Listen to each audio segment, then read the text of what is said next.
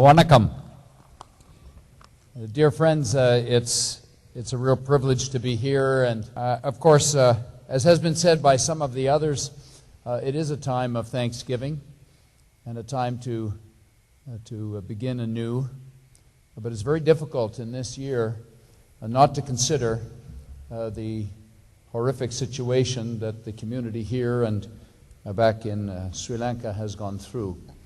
And so I want to reflect a little bit on that.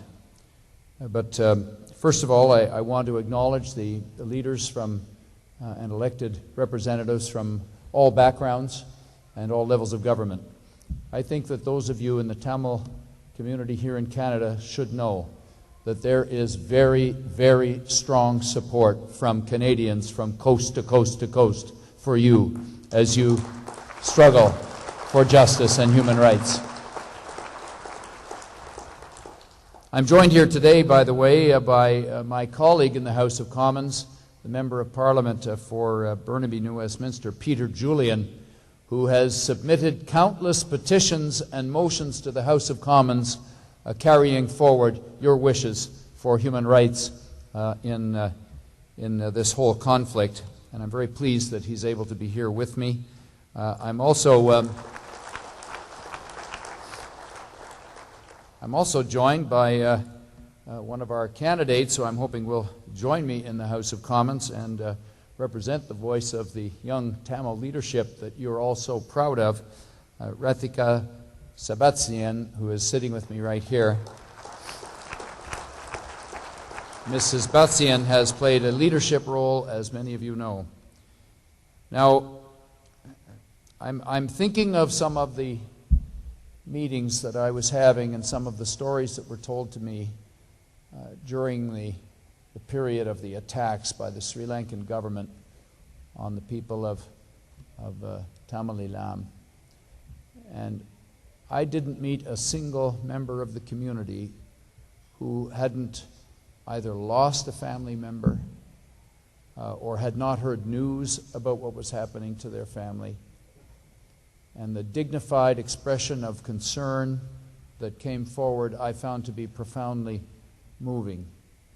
I don't think we've seen anywhere in Canada in our history a protest of the kind that was organized when people linked arms, many of you were there, linked arms through the heart of the city of Toronto to try to draw attention in a dignified and peaceful way to what was taking place back home.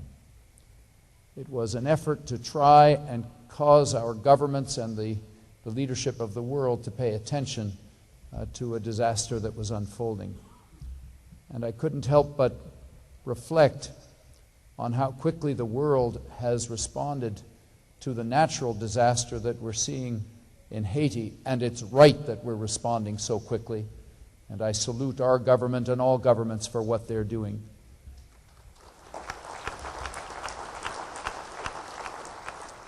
But it shouldn't have taken citizens such as so many of you to have to go and stand in the streets of our city or protest to provoke a reaction on the part of governments around the world when human rights are being attacked and when death is being meted out through war.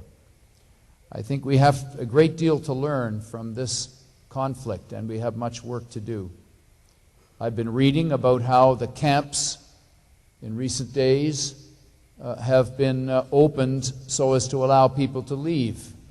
And if you read the headlines, it would perhaps leave the impression that all is well. But in speaking with some of you tonight, we know the truth, which is that far too many people are still in camps, that we haven't reached the point that we have to reach. And this is why we need the United Nations and the independent international media and observers to be able to have access. And we have to insist that that happens.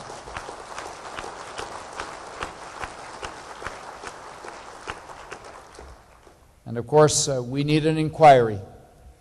Because when videotapes are circulating, such as the ones that we've heard about and have been verified by the United Nations officials, involving the execution of prisoners without due process of any kind, this is an indication that we must have an investigation into the possibility that war crimes have taken place, because justice will not be done until that investigation has been concluded, my friends.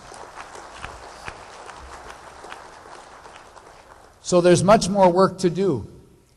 And I'm here to commit to you that as a member of Parliament and as a member of the New Democratic Party, we will continue to work with your Congress.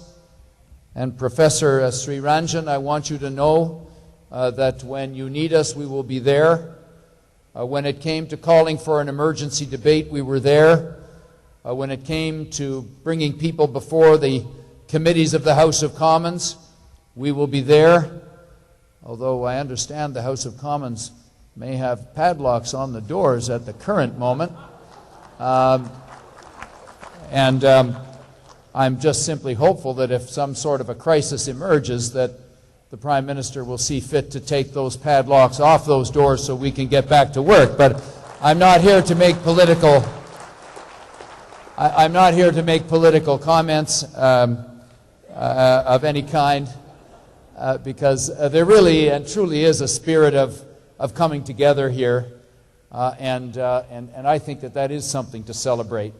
Lastly, I simply want to say that in all walks of life and in every endeavor in our city and across our country, I see the contributions of the Tamil community.